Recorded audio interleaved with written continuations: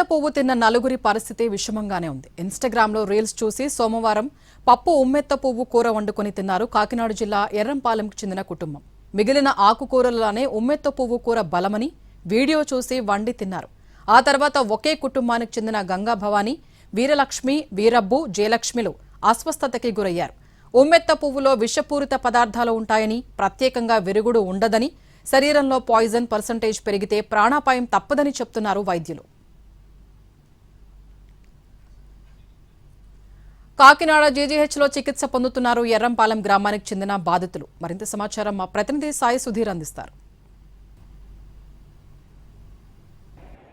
కాకినాడ జిల్లా ఎర్రంపాలెంలో Instagram reels చూసి ప్రాణాల మీద తెచ్చుకున్నారు ఒకే కుటుంబానికి చెందిన నలుగురు వ్యక్తులు. వీళ్ళందరూ కూడా ఇన్స్టాగ్రామ్లో ఉమ్మెత్త పువ్వు, ఆకు పువ్వు, అదేవిధంగా ఆకు పప్పులో వండుకుని కూర తింటే, రెగ్యులర్గా ఆకుకూరలు తింటే ఏ విధంగా బలంగా ఉంటారు, అదేవిధంగా బలంగా ఉంటారని ఇన్స్టాగ్రామ్లో రీల్స్ చూసి వీళ్ళందరూ దాన్ని కూర వండుకుని తినడంతో ప్రాణాల మీద తెచ్చారు. ప్రస్తుతానికి అయితే వాళ్ళందరూ కాకినాడ జీజీహెచ్లో నలుగురు కూడా చికిత్స పొందుతున్న పరిస్థితి. ఎందుకంటే ఎర్రవరంలో వీళ్ళ ఫ్యామిలీ అంతా కూడా ఎర్రవరంకి సంబంధించిన వాళ్ళందరికీ అయినప్పటికీ కూడా వాళ్ళ అబ్బాయి సాఫ్ట్వేర్ జాబ్ రీత్యా హైదరాబాద్లో ఉంటారు.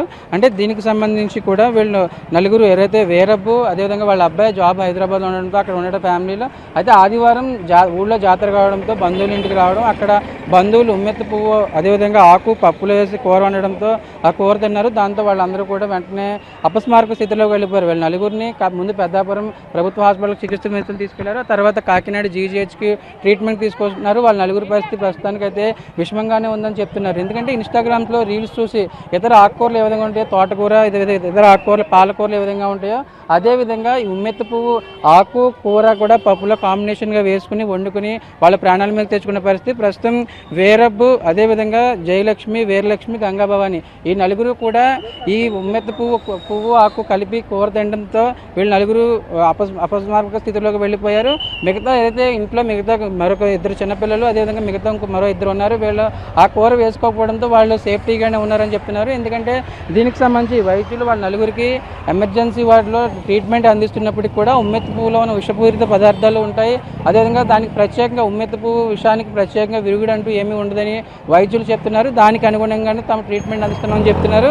అంటే కాకినాడ జీజీహెచ్లోనే ప్రస్తుతానికి మెడికల్ వార్డులో నలుగురు ట్రీట్మెంట్ పొందుతున్నారు. ఎందుకంటే వాళ్ళ బాడీలో ఉన్న పాయిజన్కి సంబంధించి ఆ పాయిజన్ పర్సంటేజ్ని బట్టి వాళ్ళకి రికవరీ అవుతారు, ఎప్పటికీ రికవరీ అవుతారో, అసలు వాళ్ళ హెల్త్ కండిషన్ ఏ విధంగా ఉంటుందని చెప్తున్నారు. ప్రస్తుతానికి అయితే వాళ్ళ కండిషన్ మాత్రం క్రిటికల్గానే ఉందని డాక్టర్లు చెప్తున్నారు.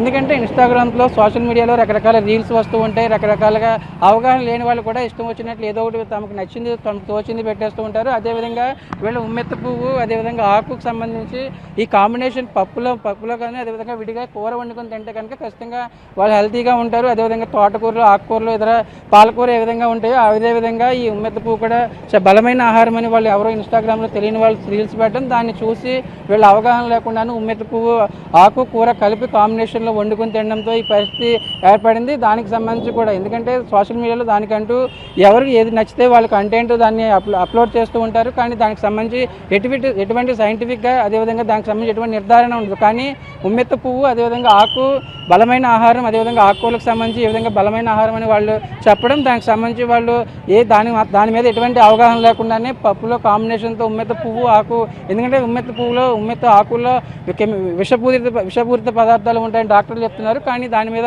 ఎటువంటి అవగాహన లేకుండానే వీళ్ళు నలుగురు, ఒకే కుటుంబానికి చెందిన నలుగురు కూడా ప్రస్తుతానికి వీరబ్బు, వీరలక్ష్మి, అదేవిధంగా మరొక ఇద్దరు కూడా ట్రీట్మెంట్ పొందుతున్న పరిస్థితి. దానికి అనుగుణంగానే వాళ్ళకి సంబంధించి ప్రస్తుతానికి అయితే ఉమ్మెత్త పువ్వుకు విరుగుడు అంటూ ఏది ఉండదు. వాళ్ళ కండిషన్ అయితే క్రిటికల్గానే ఉంది.